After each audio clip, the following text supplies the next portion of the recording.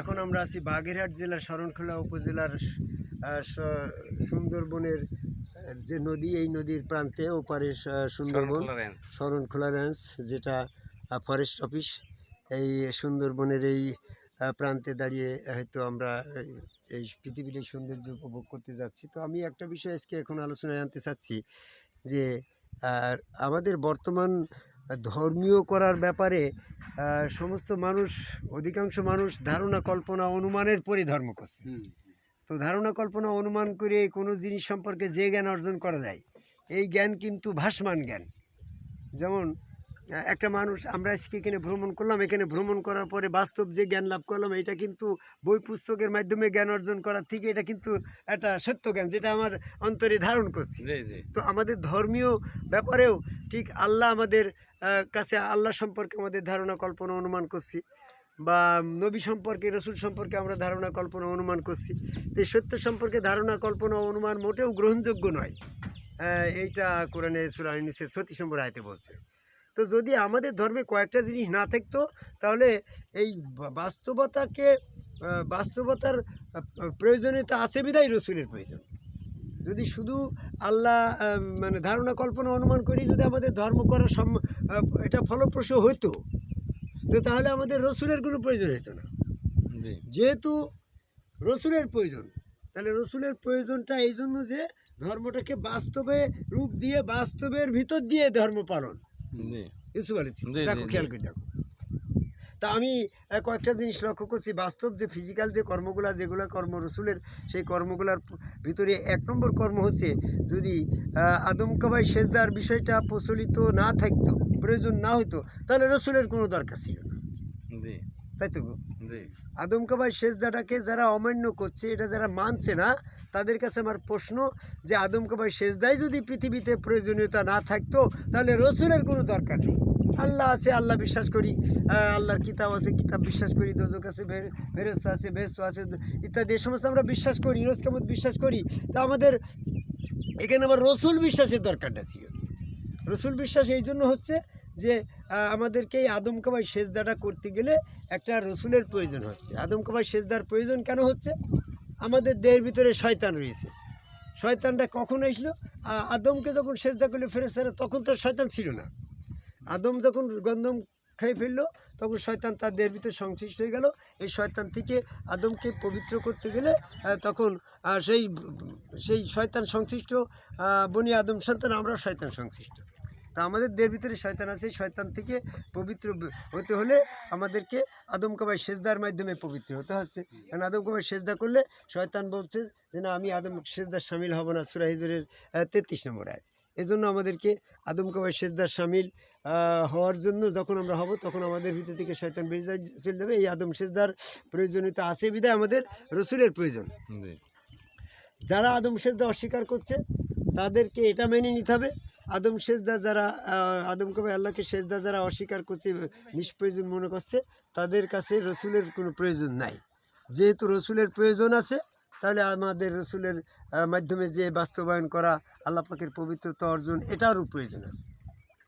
এই জন্য আল্লাহ, আমরা হয়তো পবিত্রতা অর্জন করার জন্য আউযু বিল্লাহি মিনাশ শাইতানির রাজিম বলছি, সূরা নহলে 58 নম্বর আয়াত, 98 নম্বর আয়াত। তো সেখানে আল্লাহ বলছে যে আমি পবিত্রকরণের দায়িত্বটা দিলাম রসুলের পরে, সূরা বাকারা 151 নম্বর আয়াত, সূরা ইমরানের 164 নম্বর আয়াত। তো রসুল তোমাকে পবিত্র করবে। তুমি আমার কাছে আবেদন করছো আউযু বিল্লাহি মিনাশ শাইতানির, তা আমি তো তোমার পবিত্রকরণের সাবজেক্ট আমার হাতে রাখিনি। যদি আল্লাহর হাতে থাকতো, তাহলে না আল্লাহর কাছে আবেদন করলে আমরা পবিত্র হতে পারতাম। তা আল্লাহ এটা রসুলের উপর দায়িত্ব দিয়ে দিয়েছে। আমরা যদি শয়তান থেকে পবিত্র হতে চাই, তাহলে রসুলের আমাদের প্রয়োজন। রসুলের কাছে যে রসুল তোমাকে পবিত্র করবে, এখানে 2টা সাবজেক্ট, পবিত্র অজু শিখানো আর অজু করা, কথা তো 2টো। শিখানো ব্যাপারটা হয়তো খাতা পুস্তক ধরে মুখস্থ করে শিখে নিলাম, কিন্তু এখানে প্র্যাকটিক্যাল করাই দেওয়া, প্র্যাকটিক্যাল অজু করাই দিতে হলে প্র্যাকটিক্যাল বাস্তব রসুলের কাছে যেয়ে সেটা করতে হবে। কীভাবে করতে হবে? যেভাবে আবু বকর, উমর, ওসমান আদম রসুলের কাবায় সেজদা দিয়ে পায়ে সেজদা দিলে যখন ইবলিস বলছে যে আমি আর আবু বকর ভিতর থাকবো না, তাহলে এইভাবে পবিত্রকরণের আদম সেজদার মাধ্যমে ইসলামে শয়তান থেকে পবিত্র হওয়ার সাবজেক্টটা যখন রয়েছে, তাহলে যুগে যুগে রসুল থাকবে। যদি যারা আদম সেজদা মানছে না তাদের রসুল তারা মানে না হিসাব করতে গেলে। যারা বলছে ইসলামে কোনো আদম কবে সেজদার সাবজেক্টটা নাই, কোরআনে যদিও আছে ওটা ফেরেশতাদের মধ্যে সীমাবদ্ধ, বেহেশতের ভিতরে সীমাবদ্ধ, বাস্তব জীবনের আদম সেজদার কোনো প্রয়োগ নাই। তাদের ক্ষেত্রে আমি এটাই বলি, আদম সেজদার প্রয়োগ যদি ইসলামিক দিনী ব্যবস্থাপনার ভিতরে কোনো না থাকতো, তো রসুল ব্যবস্থাপনাও দিনের ভিতরে কোনো প্রয়োজন ছিল না। নো নিড টু মেসেঞ্জারের কোনো দরকার ছিল না, একমাত্র সেজদার কারণেই কিন্তু আমাদের রসুলের ব্যবস্থা না। রসুল বিষয়টা আসছে কেন, সেজদা ছাড়া শয়তান থেকে পবিত্র হওয়া যাচ্ছে না, তাহলে সেজদা করতে গেলে আমার রসুল লাগবে। তাহলে আদম কবে সেজদাকারী একজন সম্যগুরু রসুলের কাছে বায়াত গ্রহণের মাধ্যমে শয়তান থেকে পবিত্র হয়ে আজকে আমাদের দিনী ব্যবস্থাপনার যাবতীয় ইবাদত বন্দী করতে হবে। ধারণা কল্পনা অনুমান করে আল্লাহ বিশ্বাস করা, ধারণা কল্পনা অনুমান করে রসুল বিশ্বাস করা, এটা দিনের অংশ নয়। সূরা ইউনূসের 36 নম্বর আয়াত। আমাদেরকে বাস্তবে জ্ঞান অর্জন করতে হলে, বাস্তবে ধর্ম সম্পর্কে উপলব্ধি করতে হলে মস্তিষ্কের ভিতরে যে ইবলিস নামের শয়তানটা মস্তিষ্কটারে চেপে বসে আছে, এটার থেকে যখন আমাকে বিমুক্ত হতে হবে, বিমুক্ত হতে হলে আদম কবে সেজদা করতে হবে। শয়তান যখন মস্তিষ্ক থেকে বেরিয়ে যাবে তখন আমরা দিনী ব্যবস্থাপনা কোরআন স্পষ্ট বুঝতে পারবে। এই জন্য বলছে কোরআন স্পর্শ করার আগে তোমরা শয়তান থেকে পবিত্র হও। সূরা নহলের 98 নম্বর আয়াত।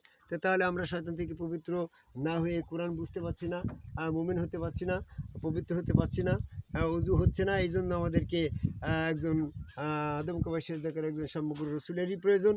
আর সেখানে গিয়ে আদম কবে সেজদার মাধ্যমে শয়তান থেকে পবিত্র হয়ে কোরআনের অনুধাবন, কোরআনের বুঝ এবং ধর্মের সমস্ত সেক্টরগুলো নির্ভর করছে এই একজন রসুলের কাছে সেজদার মাধ্যমে।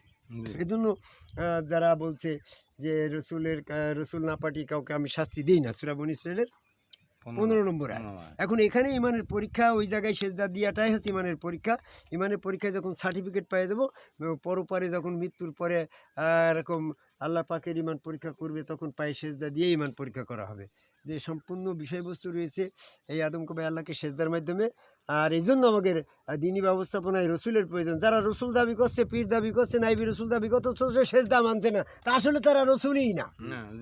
এই জন্য আমি বলি যে বাস্তব একজন ব্যক্তিকে রসুল হিসেবে বিশ্বাস করি, সেখানে সেজদার মাধ্যমে আল্লাহর আনুগত্য করা, রসুল আনুগত্য করাই হচ্ছে মুক্তির একমাত্র পথ।